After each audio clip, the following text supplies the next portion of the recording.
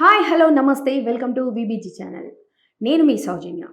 సోదాలకు వెళ్ళిన ఈడీ అధికారులని ప్రజలు తిరగబడి కొట్టారని వార్త. ఆ వివరాలేంటో మనతో ఉన్న శ్రవణ్ గారిని తెలుసుకుందాం. నమస్తే సార్. నమస్తే అండి. సోదాలకు వెళ్ళిన ఈడీ అధికారులని ప్రజలందరూ తిరగబడి కొట్టారంట. అలా కొట్టచ్చా? ఏంటి ఆ వివరాలేంటో మాకు చెప్పండి. ఇది నిన్న జరిగినటువంటి సంఘటన, పశ్చిమ బెంగాల్‌లో జరిగినటువంటి సంఘటన. అక్కడ అధికారంలో ఉన్నటువంటి తృణమూల్ కాంగ్రెస్ పార్టీ, మమతా బెనర్జీ పార్టీ ఉంది.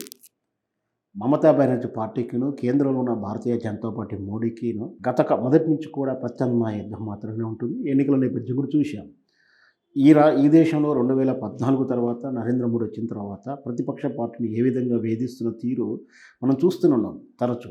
ఎందుకంటే వాళ్ళ మాట విననటువంటి ఇతర పార్టీలను, తమను కాదనుకుంటే ఇతర పార్టీలు అధికారంలోకి వచ్చినప్పుడు వాళ్ళని ఏ విధంగా వేధించాలో, ఏ విధంగా కేసుల రూపంలో భయపెట్టిస్తున్నారో మనందరికీ తెలిసిన విషయం. ముఖ్యంగా తమ మాట వినటువంటి ప్రతిపక్ష నాయకులను, ప్రతిపక్ష పార్టీ ప్రభుత్వాలను బ్లాక్మెయిల్ చేస్తూ, లేదా ఇతరత్ర ఏదైనా చిన్న సంఘటనలు జరిగినా దానికి అంటే ఎక్కువ ప్రభుత్వానంగా వాస్తవానికి ప్రజాస్వామ్యంలో ప్రాదేశికమైన పాలన జరగాలి. కానీ కొన్ని సందర్భంలో అక్కడో ఇక్కడో కొన్ని అవినీతి ఆరోపణలు జరుగుతుంటాయి. అవినీతి చేసిన అవకాశాలు ఉంటాయి.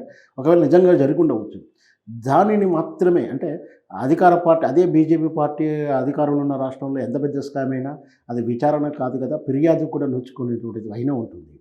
కానీ అదే ఇతర ప్రతిపక్ష పార్టీ వాళ్ళ మీద కొంచెం అనుమానం ఉన్నా, ఎలాంటి ఆధారాలు లేకున్నా వాళ్ళ మీద దాడి చేయడము, వాళ్ళ మీద కేసులు పెట్టడం, ఈడీ ముఖ్యంగా ఎన్ఫోర్స్మెంట్ డిపార్ట్మెంట్ కానీ, సిబిఐ కానీ, సిఐడిని కానీ ఇట్లా అన్ని మెయిన్ ప్రధానమైనటువంటి డిపార్ట్మెంట్ని వాడుకుంటూ వాళ్ళని కేసుల రూపంలో వేధించడం. ఒకవేళ నిజంగా స్కామ్ చేసినా కూడా ఈ స్కామ్ను విచారణ చేయొద్దని ఎవరు అన్నారు.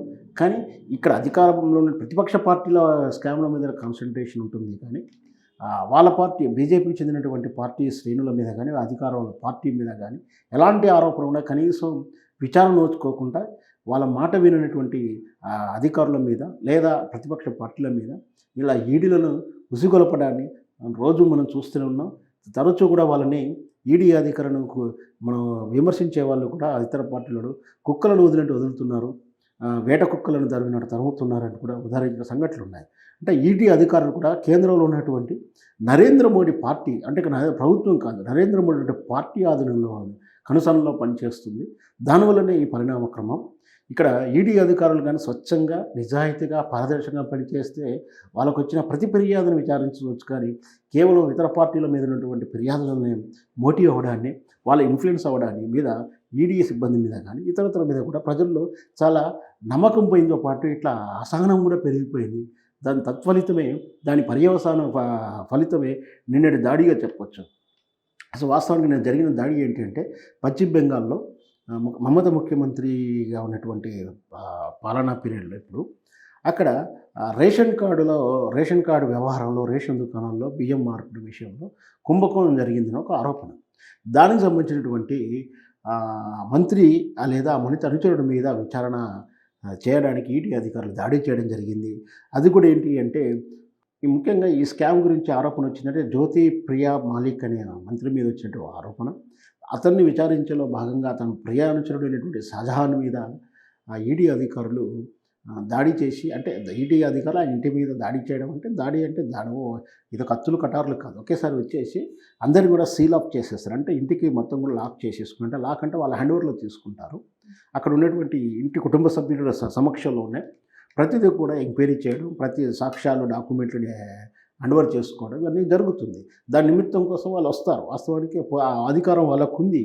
కాకపోతే ఇక్కడ ప్రజలకు కానీ, ఇక్కడ ఉన్నటువంటి ఒక వర్గానికి ఉన్నటువంటి అభ్యంతరం ఏంటంటే ఈడీ అధికారులు కూడా చట్టం ప్రకారం నడుచుకోవాల్సినట్టు వీళ్ళకి కూడా పక్షపాతం చూపిస్తూ కేవలం బీజేపీ నాయకులు చెప్తున్నటువంటి నరేంద్ర మోడీ కనుసన్నల్లో వీళ్ళు పనిచేయడం వల్ల ప్రజల్లో ఒక అసహనం పుట్టుకొచ్చింది. ఎప్పుడైతే నేను షాజహాన్ ఇంటికి వెళ్ళారో ఇంటికి తాళం వేసి ఉండడం, తెరవాలని ప్రయత్నం చేసి వాళ్ళని పిలిపించినా కూడా, అంటే పోలీసు అధికారులు సంప్రదించారు, అయినా కూడా ఆ ఇల్లు ఓపెన్ చేయడానికి ఆ షాజహాన్ ఇంటికి సంబంధికులు ఎవరు కూడా ముందుకు రాలేదు.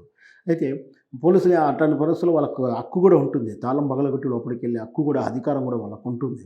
సో ఆ ప్రయత్నంలో ఉండగా అక్కడ ఉన్నటువంటి ఆయన ఫేవరెట్స్ లేదా షాజహాన్ అభిమానులు లేదా ఆయన గ్రామ సభ్యులంతా కూడా ఈ అధికారుల మీద తిరగబడడం, ఆ తిరగబడే క్రమం కూడా శృతి మించిన తర్వాత వాళ్ళ మీద రాళ్ల దాడి చేయడం, ఒక్కసారిగా ఆ గ్రామ ప్రజలంతా కూడా 700-800 మంది వాళ్ళ మీద రాళ్ల దాడి చేయడం అనేది నిజంగా డ్యూటీలో ఉన్న పోలీస్ అధికారుల మీద అలాంటి దాడి చేయదు. ఏదైనా ఉంటే చట్టపరమైనటువంటి నిరసన కార్యక్రమం చేయాలి, చట్టపరమైనటువంటి ఆర్గ్యుమెంట్ చేయాలి, కానీ ఇట్లా దాడి చేయడాన్ని మాత్రం వ్యతిరేకించవచ్చు, ఖండించాలి. దాని ప్రకారం ఎవరైతే దానికి కారణమైన చట్టపర శిక్ష పడాలి కూడా చెప్పవచ్చు. కాకపోతే ఏంటంటే ఈడీ అధికారుల తీరు కూడా మార్చుకోవాల్సిన అవసరం ఉంది. ఎందుకంటే ప్రజలు కూడా చూస్తున్నారు. ఒకవేళ నిజంగా కూడా స్కాములు కానీ అవినీతి చేసే చట్ట ప్రకారం ఏ విధంగా మాన్యువల్ ప్రకారం వెళ్ళాలో ఆ విధంగా వెళ్ళాలి, కానీ కేవలం ఒక పార్టీ కనుసరణలో పనిచేస్తే పర్యవసానం ఏముంటుందో ఇలాంటి సంఘటనలు చూసి మనం చెప్పవచ్చు. Okay, thank you sir. Thank you అండి. విన్నారు కదండి, మరిన్ని వార్తలతో మీకు ముందుంటాం.